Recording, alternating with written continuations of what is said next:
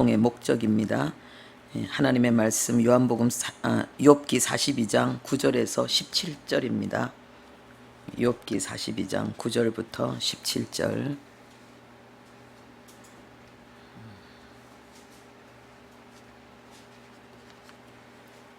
우리 하나님의 말씀을 함께 합독하도록 하겠습니다. 이에 대만 사람 엘리바스와 수아 사람 빌닷과 나아마 사람 소발이 가서 여호와께서 자기들에게 명령하신 대로 행하니라.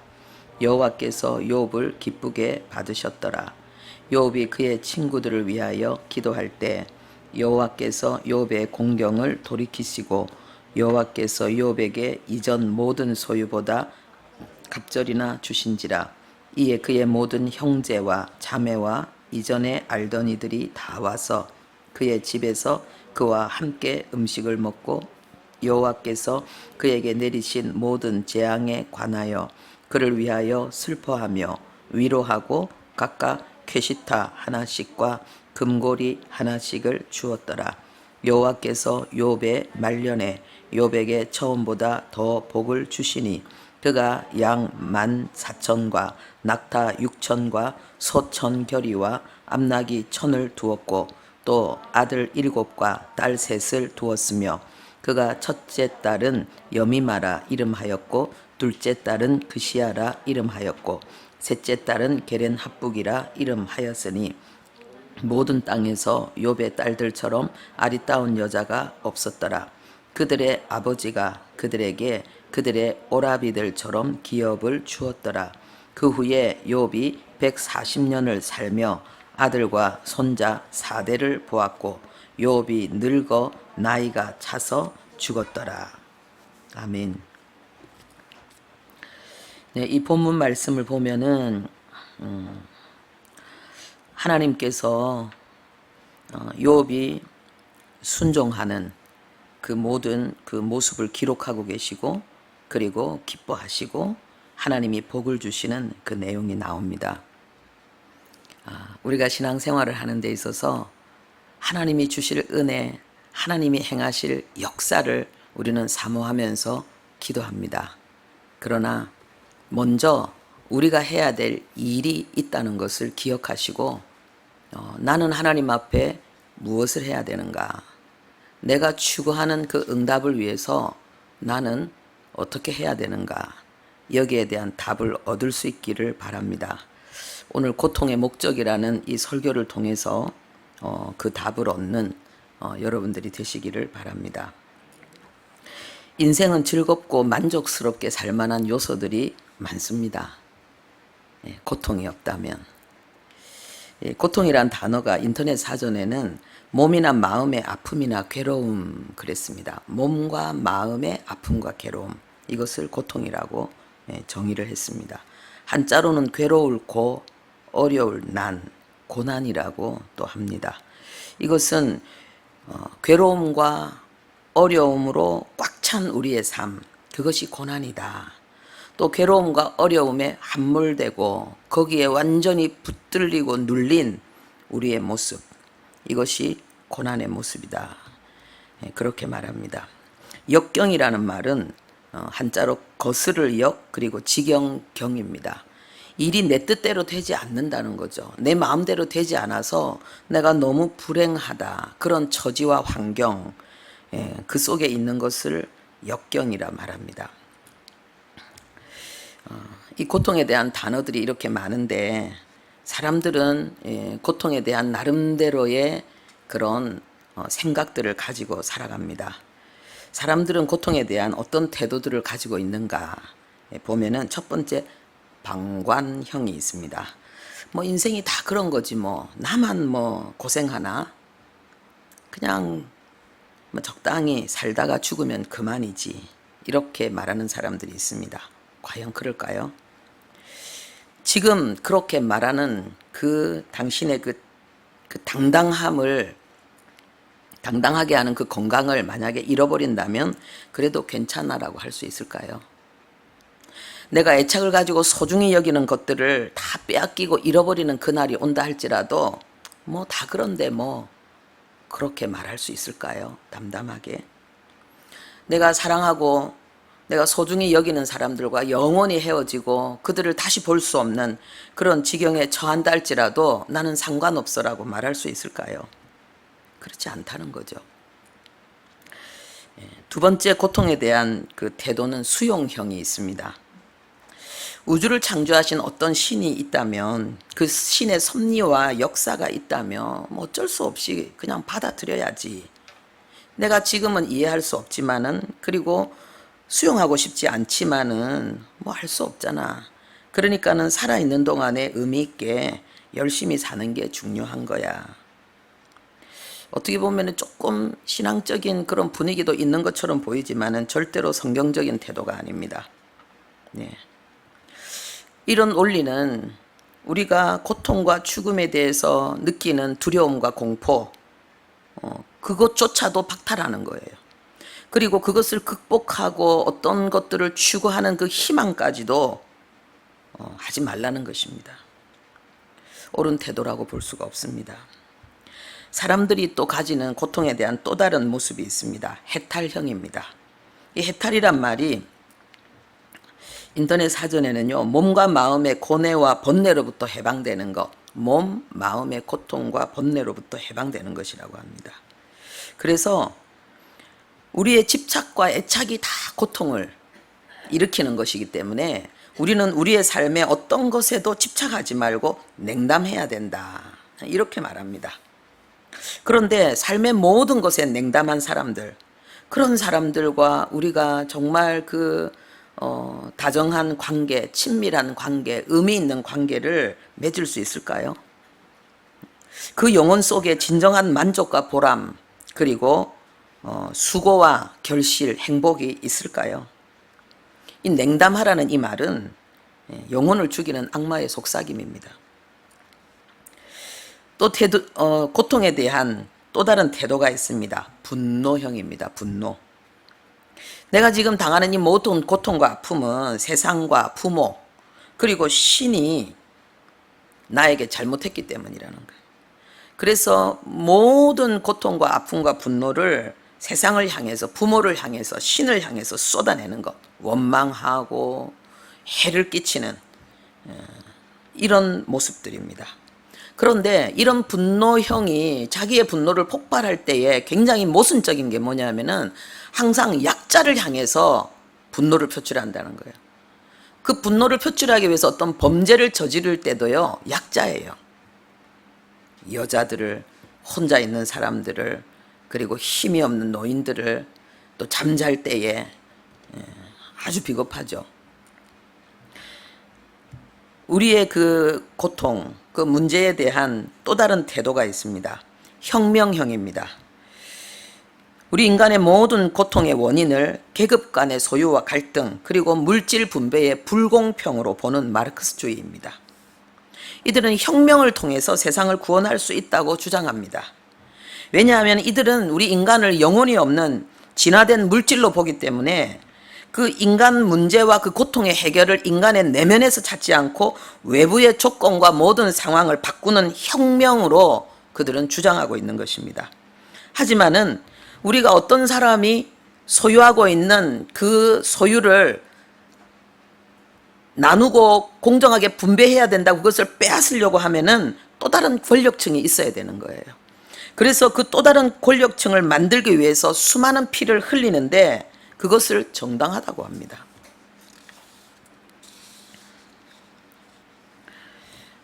성경은 10계명이 있는데 여기에 8계명이 도적질하지 말라입니다. 이것은 개인이 땀 흘려 성실하게 수고하고 노력해서 그 소유한 그 개인의 소유를 인정하는 것입니다. 그리고 그것을 보호해야 된다고, 그 소유에 대한 권리를 지켜줘야 된다고 하나님이 말씀하는 것입니다. 세상의 수많은 고통에 대한 해답들, 그 태도들은 우리의 이성과 양심을 충족시키지 못합니다. 그런데 공동체의 리더는 반드시 그 구성원이 겪고 있는 고통과 그 아픔에 대해서 이해와 그리고 위로와 해답을 제시해야 됩니다. 지금까지 이 땅의 수많은 왕들이, 리더들이 그 일을 못했다는 거죠. 그런데 모든 인류의 진정한 왕이시고 리더이신 하나님은, 그렇다면 우리가 겪고 있는 이 고통에 대해서 우리를 이해시키고 우리가 고통을 수용할 수 있는 그런 해답과 진리를 제공하고 계십니까? 어떤 진리를 제공하십니까? 첫 번째는 창조에 나타난 하나님의 본심입니다. 하나님은 고통이 없는 세계를 창조하셨습니다. 하나님은 이 세상을 창조하시고 좋았더라, 토부라고 말씀하셨습니다. 우리 인간을 향해서는 최상급으로 가장 좋다고 말씀하셨습니다. 이것은 하나님이 만드신 피조 세계에는요, 하나님의 선하심과 아름다우심이 그 모든 그 훌륭함과 탁월함과 그 유쾌함과 즐거움이 충만하게 부어져 있고, 거기에는 고통이 없었다는 것입니다. 문제가 없었다는 것입니다. 그리고 하나님이 우리 인간에게 주신 것은 왕으로서 번영과 영광, 즐거움과 유쾌함을 영원히 누리는 삶이었습니다. 이것이 왜 중요한가? 우리 인간을 향한 하나님의 본심, 하나님의 근본 마음이 고통이 없는 삶이었다는 것입니다. 그래서 지금 우리가 겪고 있는 이 모든 고통을 하나님은 근본적으로 원하지 않는다는 것입니다. 그리고 하나님이 우리를 만나기를 원하시고 하나님이 우리와 친밀해지고 싶은 그 모든 이유가 바로 여기에 있습니다. 우리를 고통 가운데서 건져내기를 원하시는 것입니다. 또 이것이 중요한 또 다른 이유는 하나님이 디자인한 이 창조의 청사진에는 인간의 고통과 문제가 전혀 없었다는 것입니다. 그래서 지금 우리의 역사는 바로 그 창조의 원점을 향해서 지금 달려가고 있다는 것입니다. 하나님께서 예수님을 통해서, 교회를 통해서 지금 이루고 계신 그 구속 역사, 그 구속 역사의 진정한 목적, 진정한 내용은 바로 우리가 겪고 있는 이 모든 고통과 문제가 없는 세상입니다. 두 번째로 우리가 겪고 있는 이 고통에 대해서 하나님이 제시하시는 해답, 그 진리는요, 예수님의 부활을 통해서 보여주신 새로운 몸과 땅과 그런 새로운 삶입니다. 하나님의 나라입니다.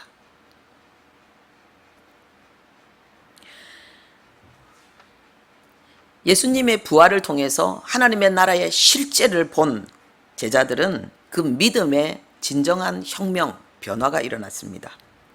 요한복음 2장 22절에 보면은요, 죽은 자 가운데서 살아나신 후에야 제자들이, 죽은 자 가운데서 살아나신 후에야 제자들이 이 말씀하신 것을 기억하고 성경과 예수께서 하신 말씀을 믿었더라, 이렇게 말씀하고 있습니다.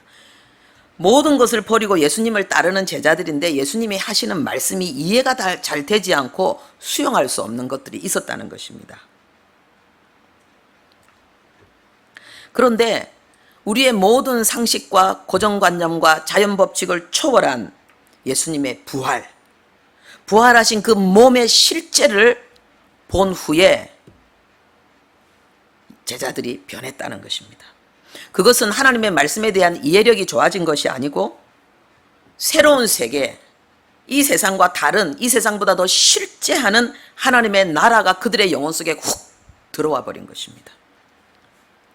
그 세계는 이 땅의 열정, 이 땅의 보람, 이 땅의 기쁨, 이 땅의 모든 활력이 함께 공존하는 그런 새로운 세계, 하나님의 나라였습니다.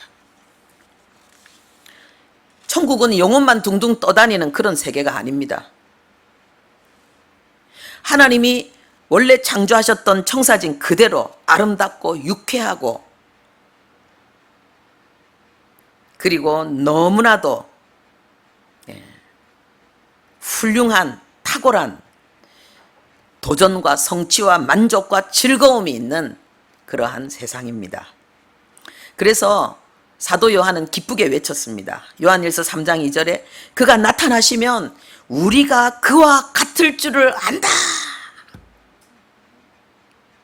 이 세상에 많은 어려움을 고난을 당하고 있는 형제들을 향하여, 교회를 향하여 그가 던진 위로의 메시지는 그가 오시면 우리도 그와 같이 된다. 부활하신 주님처럼 우리도 달라진다는 거예요. 바울도 이렇게 증언합니다. 생각건대 현재의 고난은 장차 나타날 영광과 비교할 수 없다. 현재의 고난은 장차 우리에게 도래할 하나님의 나라, 거기에서 하나님의 자녀로서 우리가 누릴 영광과 비교할 수 없다는 거예요. 견주어 생각할 수 없다는 것입니다. 고통에 대해서 하나님이 주신 해답, 그 진리 세 번째는 십자가 위에서 죽어간 죄 없는 하나님의 고통입니다. 십자가 위에서 죽어간 죄 없는 하나님의 고통. 우리가 우리의 고난을 이해하고 수용하려고 할 때에 우리의 마음에서 일어나는 그 어려움들, 감내하기 힘든 우리의 고통을 우리는 십자가 주님의 고통 앞에서 극복할 수 있게 된다는 것입니다. 까미는 이런 말을 했습니다. 죄 없는 하나님의 희생만이 무고한 이들에게 끝도 없이 쏟아지는 고통을 정당화시킨다. 신이 당하는 비참한 시련만이 인간의 고뇌를 누그러뜨릴 수 있다.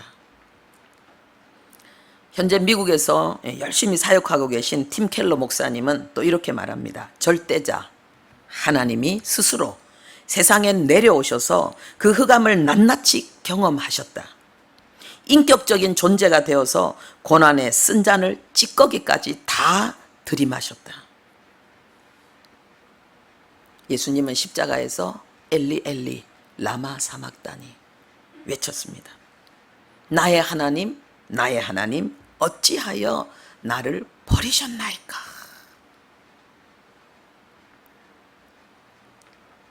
생명이 사라져가는 모든 육체의 고통이 극에 달하고 더 이상 견딜 수 없는 그 상황 속에서 주님이 외친 소리입니다.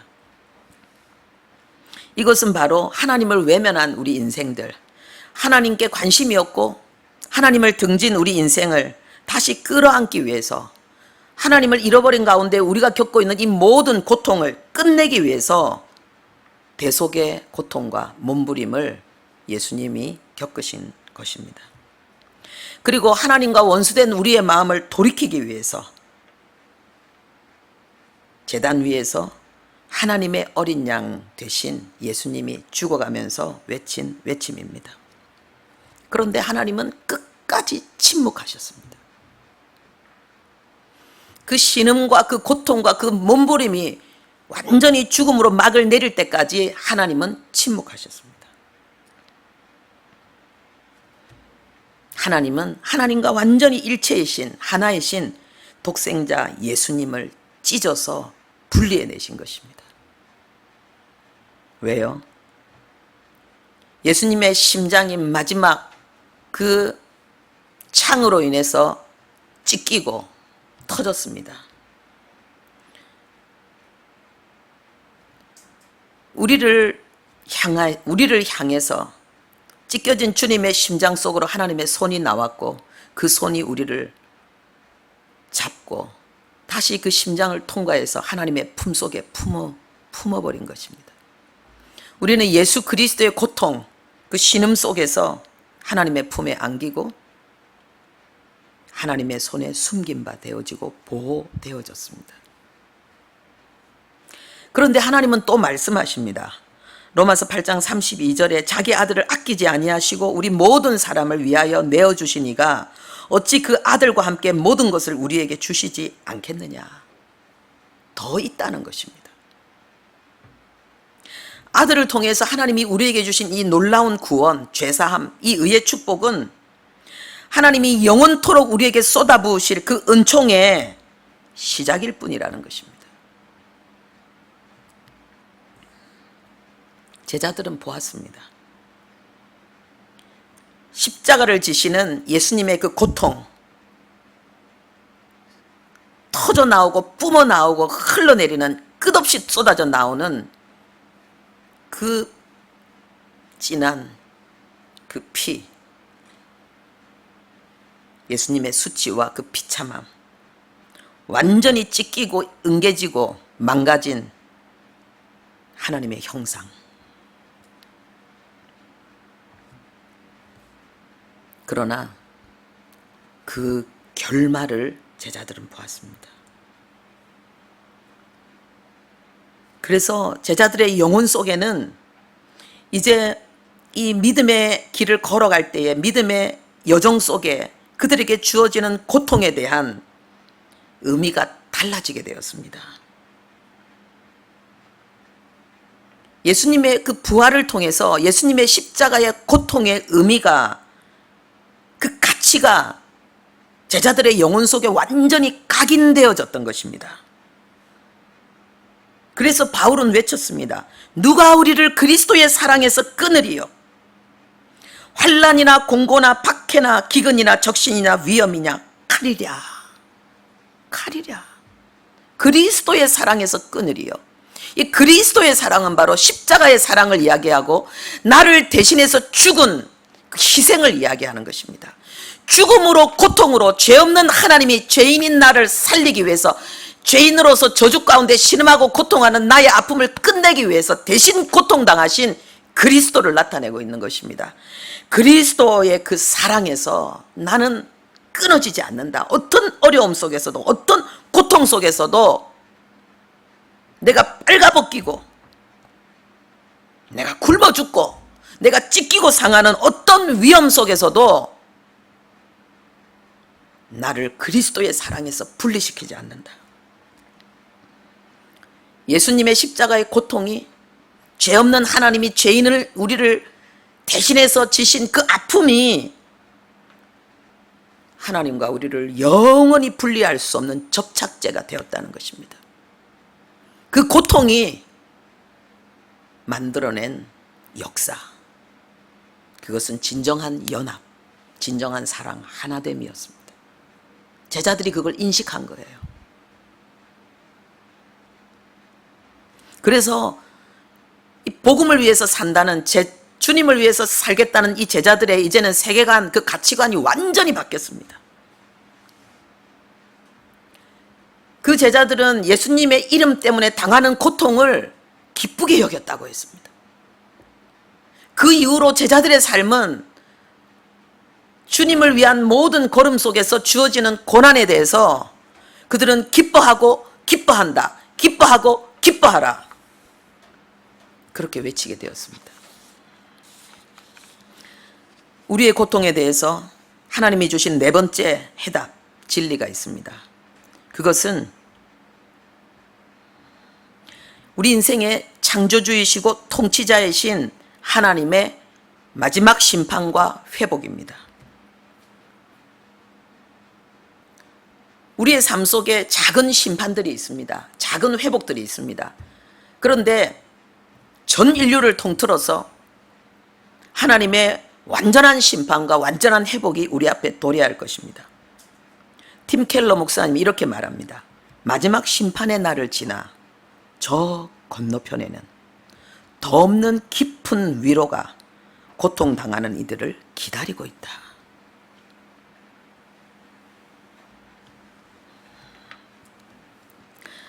그리고 피터 반 인와겐이라는 사람은 이렇게 말했습니다. 어느 시점이 되면 영원히 부당한 고난은 사라질 것이다. 흑암, 즉 악의 시대는 인류의 역사가 시작되는 시점에 잠깐 깜빡였던 무언가로 기억되리란 뜻이다. 사악한 자들이 무고한 자들에게 저지른 악은 대가를 치르게 되고 모든 눈물은 씻겨 나갈 것이다.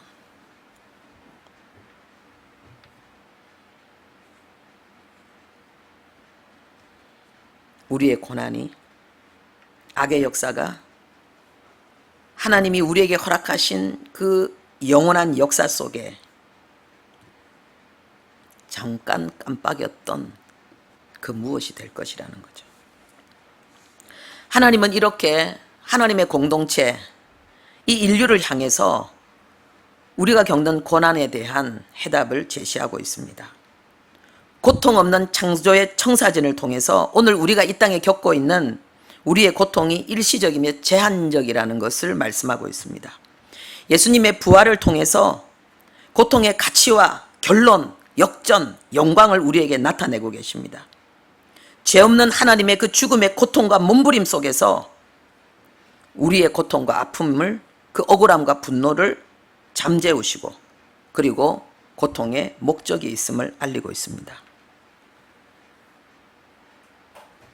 그리고 통치자 하나님의 마지막 그 심판과 회복을 통해서 우리가 무엇을 선택해야 되는지를 우리에게 알려주고 있습니다. 그러면 우리는 현재 우리의 삶 속에 겪고 있는 이 고통의 터널 속에서 어떻게 반응해야 되는가? 우리는 구체적으로 이 고통 속에서 무엇을 선택해야 되는가? 무엇을 이루어야 되는가? 거기에 대한 답을 얻어야 되겠습니다.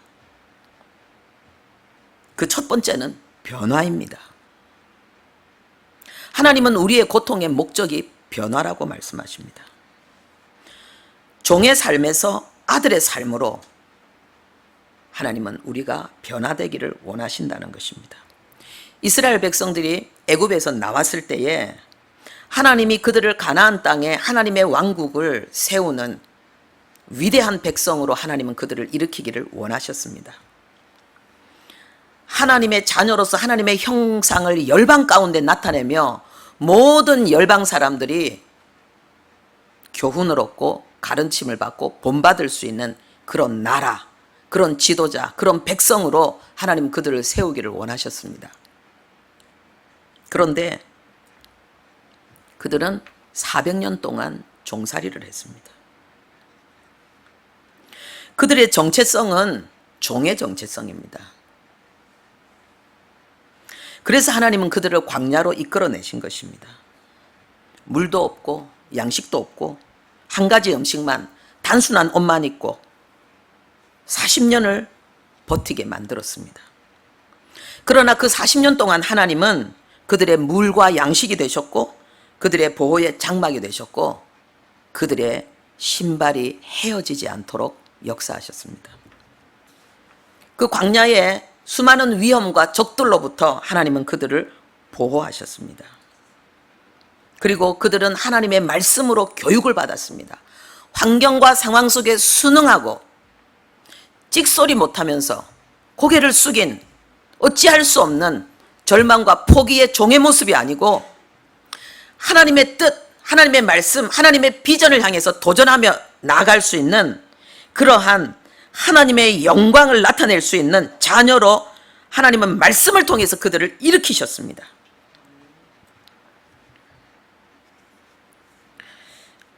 하나님은 말씀으로 그들의 이성과 양심을 깨우셨고 하나님의 아들의 정체성과 삶의 태도를 하나님은 그들에게 훈련시키고 그들에게 익히게 하신 것입니다. 그리고 두 번째로 그들은 지렁이에서 독수리로 변화되어야만 했습니다. 400년 동안 그들은 최악의 비참한 상황 속에서 지냈습니다. 어둠 속에서, 땅 속에서 꿈틀거리는 지렁이와 같은 모습으로 살았습니다. 그런데 하나님은 이제 그들을 광야에서 그 어렵고 척박한 그 환경, 위험과 적이 우글거리는 그 속에서 싸우는, 이기는 새의 왕 독수리로 하나님은 그들을 훈련시키고 변화시키길 원하신 것입니다. 우리에게 주어진 세상 환경, 우리를 공격하는 어려움과 문제들에게 우리가 피동적이고 수동적인 자세로 반응하는 것, 그건 지렁이의 삶입니다.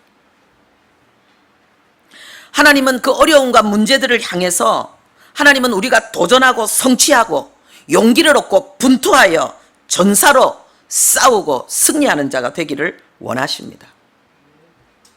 하나님을 의지하고 담을 뛰어넘고 원수를 향해, 적진을 향해 달리는 그런 하나님의 용사로 독수리로 먹이를 향해서 숫살같이 공격하여서 그 먹이를 낚아채는 그러한 성취자로 하나님은 이들을 변화시키기를 원하신 것입니다. 두 번째, 하나님께서 고난 속에서 우리가 변화되기를 원하는 것은 연합입니다. 예수님과 함께 울고 분노하고 분개하기를 하나님은 원하시는 것입니다. 나사로의 죽음 앞에서 예수님은 세 가지 모습을 나타내셨습니다. 요한복음 11장 33절에 예수께서 그가 우는 것과 또한 유대인들이 우는 것을 보시고 심령에 비통히 여기시고 불쌍히 여기셨다 그랬습니다. 35절에는 예수님께서 눈물을 흘리시더라 그랬습니다. 나사로의 죽어가는 고통과 그 죽음의 고통 앞에서 예수님은 눈물과 비통함과 불쌍히 여기는 모습으로 그들과 함께 하셨습니다. 성경에는 많은 하나님의 사람들의 탄식과 눈물이 기록되어져 있습니다. 하나님은 하나님의 사람들이 어려움과 고통 속에서 눈물로 하나님께 호소하며 기도할 때에 그 눈물로 씻겨진 그 심령 속에 하늘의 평강 그리고 천국의 환희를 가득 담아주십니다. 예수님도 십자가의 고난 앞에서 심한 통곡과 눈물로 하나님 앞에 나아갔습니다. 우리 중에는 이 눈물 흘리는 것을 수치스러워하는 경향이 있습니다. 우리 그런 거 있잖아요. 싸우다가 울면 지는 거다. 먼저 우는 사람이 지는 거다. 특히 남자는 울면 안 돼. 남자는 3번만 울어야 돼. 남자들이 여자보다 빨리 죽는 이유가 바로 여기 있습니다. 다른 이유들도 있겠지만 그 중에 하나가 여기 있습니다. 힘든데, 어려운데, 무서운데 안 그런 척 하는 거예요. 너무 그렇게 하다 보니까는 이제는 우는 능력을 상실하게 되는 거예요. 눈물이 안 나는 거예요. 감정이 메말라 버린 거예요.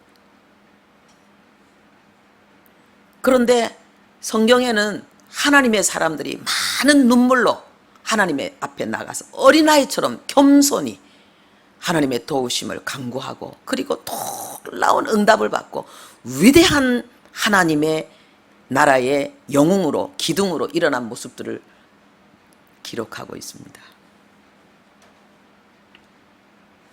여러분에게 여러분의 아픔을 하나님 앞에 눈물로 쏟아내는 은혜가 있기를 바랍니다. 그 은혜가 있으면요, 응답은 있어요. 두 번째, 예수님의 모습, 비통히 여기시는 모습을 보면은요, 이 비통히 여긴다는 이 말이 매우 분노하다, 화가 나서 씩씩거리다, 이런 의미가 들어 있습니다. 하나님의 분노가 하나님의 얼굴, 하나님의 음성, 하나님의 눈빛을 점령하고 그리고 아주 엄한 말씀을 쏟아내는 경고하는 역사를 이루었다는 것입니다. 그런데 문법으로 이것이 직설, 과거, 중간 디포로 되어 있습니다. 직설이란 말은 뭐냐면 주님이 실제로 분노하셨다는 거예요. 나사로의 죽음 앞에서 죽음의 고통에 신음하는 제자들을 향해서 그 제자들 앞에서 주님이 분노하셨다는 것입니다. 과거로 됐다는 이야기는요, 주님의 이 분노가 과거형으로 되어 있습니다. 이것은 뭐냐 하면은 하나님의 본심을 우리는 아까 읽어보지 않았습니까? 그렇죠? 고통 없는 삶이 하나님의 본심인데 우리의 삶에 고통이 시작되어지는 그 순간부터 하나님의 분노가 시작됐다는 것입니다. 지금까지 수많은 인생의 고통 속에서 하나님은 함께 분노하시면서 그 분노가 지금 이 시간 이곳에서 표출되고 있다는 것을 나타내고 있는 것입니다. 지나온 세월, 우리의 삶에 닥친 여러 가지 어려움과 때로는 억울함과 이해할 수 없는 그런 고통을 통해서 여러분 마음에 일어났던 수많은 분노를 하나님이 함께 분노했다는 사실을 기억하시기 바랍니다. 앞으로도 그럴 것입니다.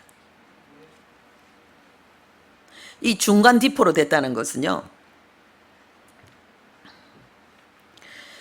주님의 십자가, 이 십자가가 우리의 고통으로 인해서 분노하신 하나님의 분노의 결과라는 거예요. 요한일서 3장 8절에 하나님의 아들이 나타나신 것은 마귀의 일을 멸하기 위해서라 했습니다. 이것은 원시복음 창세기 3장 15절 말씀의 성취잖아요. 신앙 전수의 핵심이 뭡니까? 창세기 3장 15절이에요. 여인의 후손이 오셔서 우리의 모든 고통을 해결해 주실 것이다. 이게 복음이었습니다. 그들이 대를 이어서 전한 복음의 내용이었습니다. 그분이 오실 것이다. 그분이 오셨는데, 그분이 오셔서 십자가를 졌는데 그것은 주님의 분노의 결과라는 거예요. 우리의 아픔과 고통을 향한 하나님의 분노가 자신을 삼켜서 십자가의 제물이 되게 했다는 것입니다. 위로가 되지 않습니까? 세 번째로, 이 나사로의 무덤 앞에서, 그 가족들의 고통 앞에서 주님이 행한 모습은요, 그들을 불쌍히 여기셨다는 것입니다. 이 불쌍히 여기셨다는 것은요, 함께 뒤흔들렸다는 거예요. 선동되었다는 것입니다. 그리고 분개했다는 것입니다. 함께 뒤흔들렸다, 이 말은 뭡니까? 하나님께서 우리의 고통에 함께 공감하실 뿐만 아니라 우리의 고통에 의해서 주님이 온 마음으로, 온 몸으로 주님이 움직이시고 선동되었다는 것입니다. 우리의 고통이 하나님을 움직였다는 것입니다. 새벽기도 시간에 우리가 지난주에 그 연구한 나눈 말씀, 우리의 기도가 하나님을 보좌에서 일으켰다는 것, 똑같은 내용이죠. 하나님의 마음이 우리를 향해서 집중되어 있다는 거예요.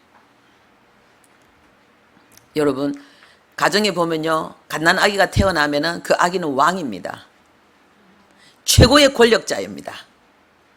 그 아기의 필요를 위해서는 모든 것이 공급되어져야 되고요, 그 아기의 평안함을 위해서, 잠을 위해서는 모두 고요해야 됩니다.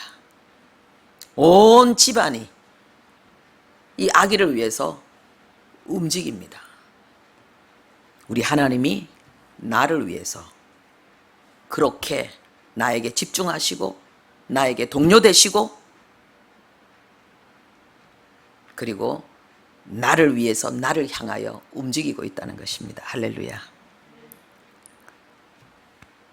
이렇게 말해도 될까요? 사랑 때문에 권력 위에 권력, 능력 위에 능력, 권위 위에 권위가 된 이 축복이 우리입니다.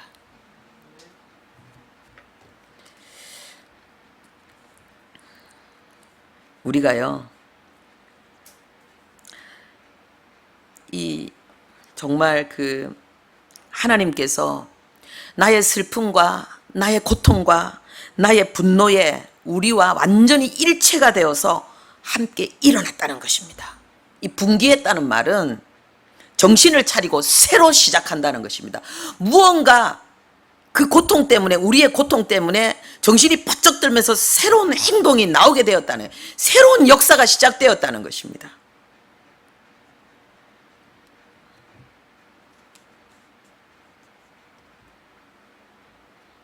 우리가 우리의 슬픔과 분노를 통해서, 우리의 아픔을 통해서 우리와 일체가 되시고 우리에게 새 역사를 이루기를 원하시는 하나님의 분연이 일어나서 우리를 이끌어가기를 원하시는 하나님의 그 열정과 그 강한 손길에 우리가 붙들려야 됩니다. 그렇지 않고 우리에게 주어진 환경과 어려움과 그리고 내면적인 그런 연약함과 어둠의 역사 앞에서 왜 그래? 싫어. 이렇게 하지 마. 싫단 말이야. 미워. 안 돼. 나는 안 돼. 이 모든 것은 지렁이의 몸부림이고 지렁이의 꿈틀거림입니다. 하나님은 우리가 더 이상 지렁이의 삶을 살기를 원하지 않습니다.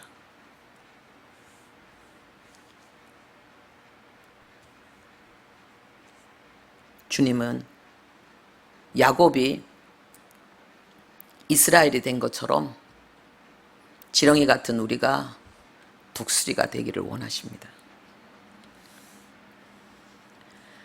하나님과 함께 이제 우리가 이 슬픔을, 절망을, 이 두려움을 딛고 꿋꿋하게 일어나야 됩니다. 그래서 우리의 슬픔과 문제와 연약함과 한계를 향해서 우리는 대항해야 됩니다. 맞서 싸워야 됩니다. 우리의 영혼을 삼키려고 달려드는 두려움과 낙담, 좌절, 불안을 우리는 그냥 받아들이면 안 됩니다. 믿음의 방패를 가지고 하나님의 말씀의 검을 가지고 우리는 용기를 내어서 찌르고 공격하고 파괴시키고 우리는 전진해야 됩니다. 골리앗을 향해서 달려나갔던 다윗이 되어야 되는 것입니다. 해변의 모래처럼 많은 블레셋 군대를 향해서 호롤단신 달려나갔던 요나단과 같은 용사가 되어야 되는 것입니다. 절대로 안 될 것 같은, 불가능할 것 같은 그런 상황, 우리의 연약함을 하나님의 응답과 하나님의 역사로 변화시키기 위해서 우리는 도전해야 되는 것입니다. 분연히 일어나야 되는 것입니다. 하나님과 함께. 고난 속에서 우리는 주님이 우리에게 원하시는 것은 하나님과 함께 울고 하나님과 함께 분노하고 하나님과 함께 분개하는 것입니다. 슬퍼하고 그냥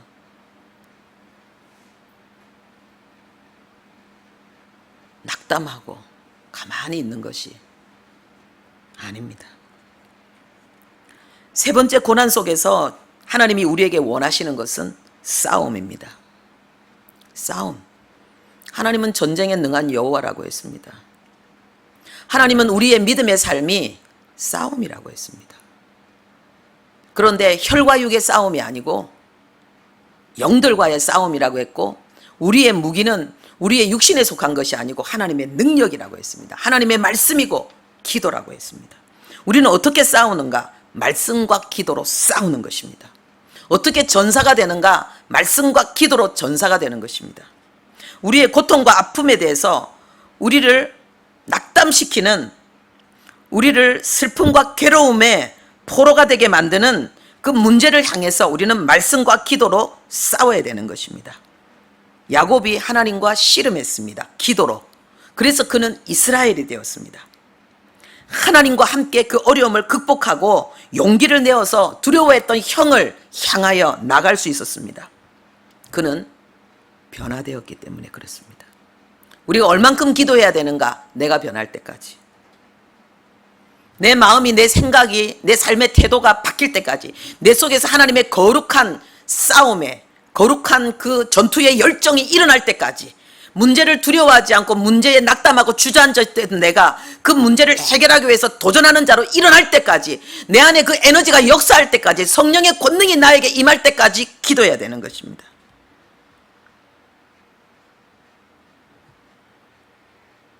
그리고 그 능력으로 우리는 나가는 것입니다.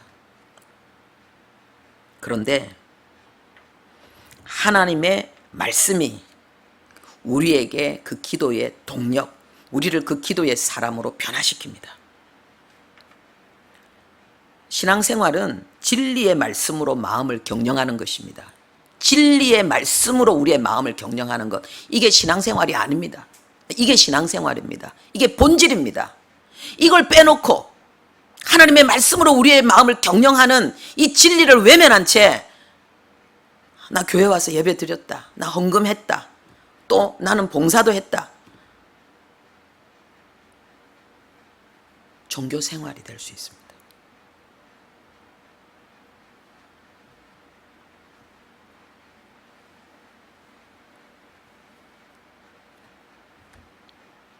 무늬만 기독교인의 삶이 될 수 있습니다.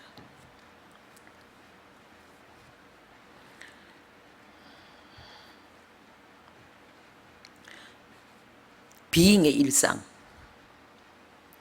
하나님의 사람의 일상은 말씀과 기도로 하나님 앞에 나가는 것이고 하나님과 교제하고 교통하는 것입니다. 그때 하나님은 말씀과 기도를 통해서 하나님 앞에 나온 우리를 변화시킵니다. 그게 비잉의 삶이에요.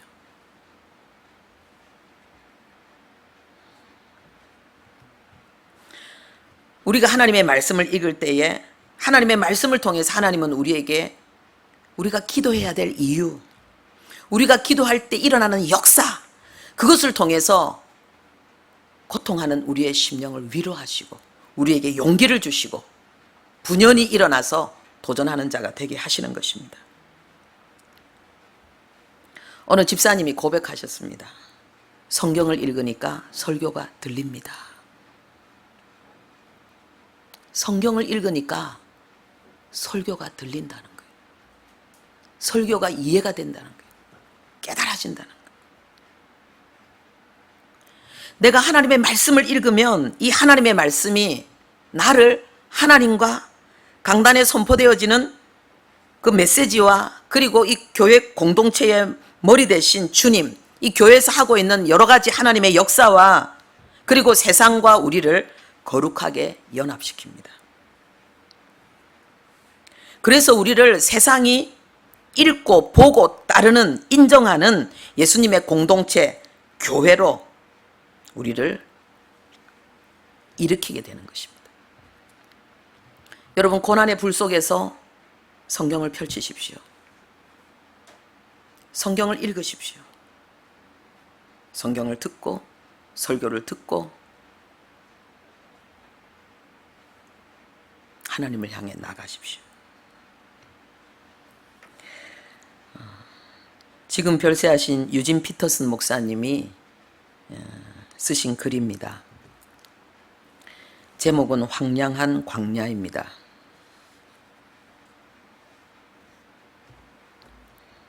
사해 옆에 펼쳐 있는 엔게디 광야는 지구상에서 가장 험하고 황량한 황무지 가운데 하나일 것이다. 그곳은 다윗이 사울 왕을 피해 도망치는 신세였을 동안 살았던 광야 지역이다. 나는 엔게디 광야에서 몇 시간 머문 적이 있었다. 그곳에서 절벽에 올라가 보기도 하고 동굴에 들어가 보기도 하면서 그토록 험한 환경에서 다윗이 어떻게 목숨을 부지하며 살았을까 상상해 보았다. 모든 것이 낯설고 생소하고 이질감이 느껴졌다. 황량한 광야. 그러나 신기하게도 아름다웠다. 광야에 있은 지 1시간 정도 지나자 시각, 청각, 후각 등 모든 감각이 예민해지기 시작했다. 광야에서는 그렇게 된다. 당신은 광야에서 더 많은 것을 보고 들으며 더 많이 믿게 된다. 이것이 바로 우리의 영성 전통에서 광야가 그토록 중요한 위치를 차지하는 이유다. 거기엔 소음도 없다. 사람도 거의 살지 않는다. 짐승들이 조금 있긴 하지만 대개 눈에 띄지 않는다.